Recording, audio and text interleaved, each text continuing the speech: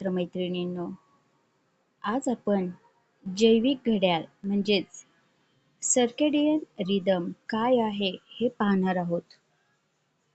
हे जैविक घड्याळ अनेक जणांना माहीतच नाही. आज आपण जैविक घड्याळ काय आहे हे समजून घेऊयात आणि जागरूक होऊयात. भिंतीवरचं घड्याळ वेळ दाखवते. आता हे पहा, हे भिंतीवरचं वॉच आहे.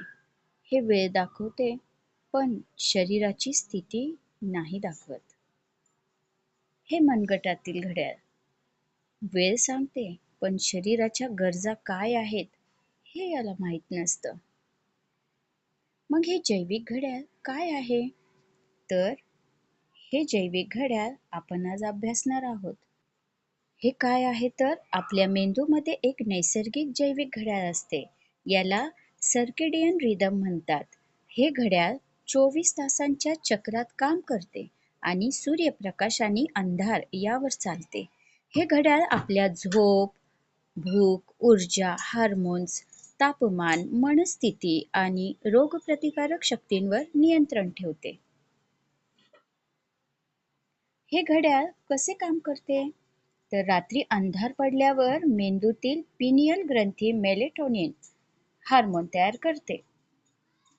यामुळे काय होतं तर झोप येऊ लागते, शरीराची दुरुस्ती सुरू होते, मेंदू दिवसभरातील माहिती व्यवस्थित साठवतो, रोगप्रतिकारक शक्तीला मदत होते.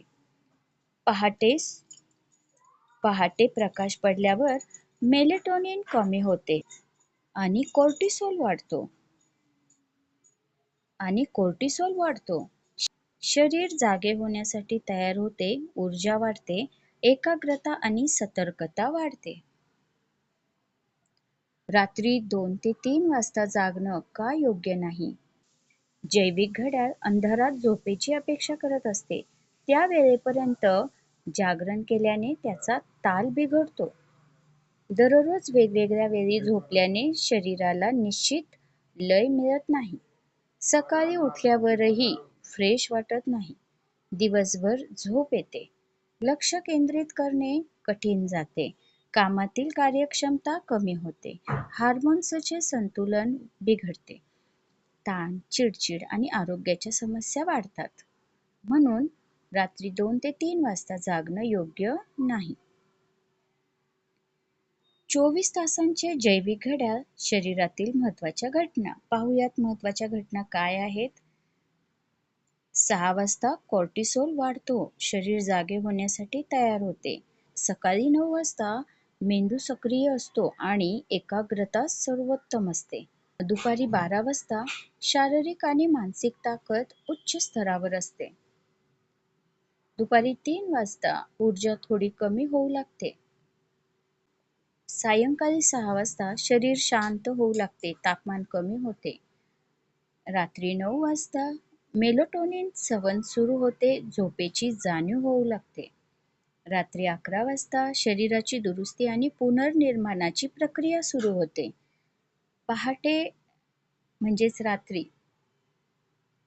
2 वाजता रोगप्रतिकारक शक्ती सक्रिय, शरीराची दुरुस्ती सुरू.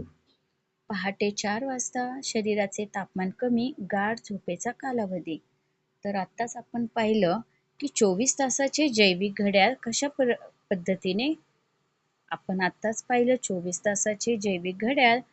पद्धतीने काम करते आणि शरीरातील महत्त्वाच्या घटना कशा होतात. आपले जैविक घड्याळ संतुलित कसे ठेवावे? दररोज एकाच वेळी झोपायला जा आणि एकाच वेळी उठा. दर 4-5 दिवसांनी झोपायच्या वेळ 15-20 मिनिटांनी लवकर करा. का तर कोणताही बदल अचानक केला तर चांगला नसतो. म्हणून टप्प्याटप्प्याने तुम्ही जागण्याचा कालावधी कमी करत जा आणि योग्य वेळी एक झोपण्याचा टायमिंग ठरवा. सकाळी उठल्यावर 15 ते 20 मिनिटे सूर्यप्रकाशात राहा. झोपण्याच्या 1 तास आधी मोबाईल, लॅपटॉप, टीव्ही पासून दूर राहा. नियमित व्यायाम, योग, ध्यान यांचा समावेश करा. सात्विक आहार घ्या. कॅफीन आणि साखर कमी करा. तुम्हाला एक सांगते, चहा जेवल्यानंतर कधीच घ्यायचा नसतो, कारण लोहाचे प्रमाण कमी होते आणि जितका आपण चहा पितो तेवढं आपल्या आयर्नची कमतरता जास्त होते. जैविक घड्याळाचा ताल बिघडल्यास काय होते?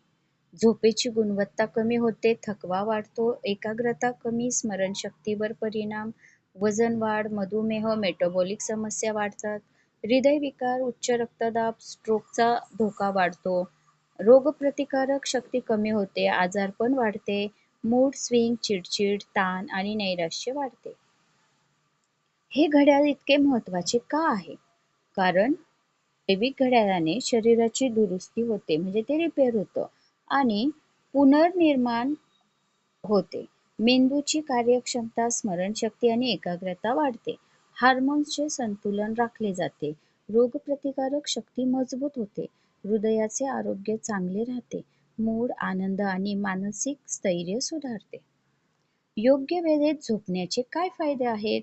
उत्तम झोप आणि ताजेतवानी सकाळ, मेंदू आणि स्मरणशक्ती सुधारते, वजन नियंत्रणात राहते, हृदयविकाराचा धोका कमी होतो, मूड सुधारतो आणि सकारात्मकता वाढते, दीर्घकालीन आजारांचा धोका कमी होतो, एकूणच आयुष्याची गुणवत्ता वाढते.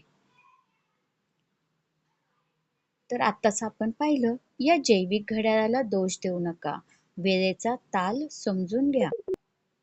शरीराच्या जैविक घड्याळाशी जुळवून जगूया आणि निरोगी आनंदी आयुष्य जगूयात. माहिती संग्राहिका शारदा प्रदीप नितनवरे, थेरगाव, पिंपरी चिंचवड शहर, पुणे, महाराष्ट्र आणि भारत. नमस्कार सर्वांनी. चला तर आजपासून या जैविक घड्याळासोबत आपण मैत्री करूयात. जैविक घड्याळाला सन्मान देऊयात, कारण जैविक घड्याळ आहे तर आपल्या शरीराचं व्यवस्थापन सुरळीत आहे. चला तर काळजी घ्या. Okay, bye bye, thank you.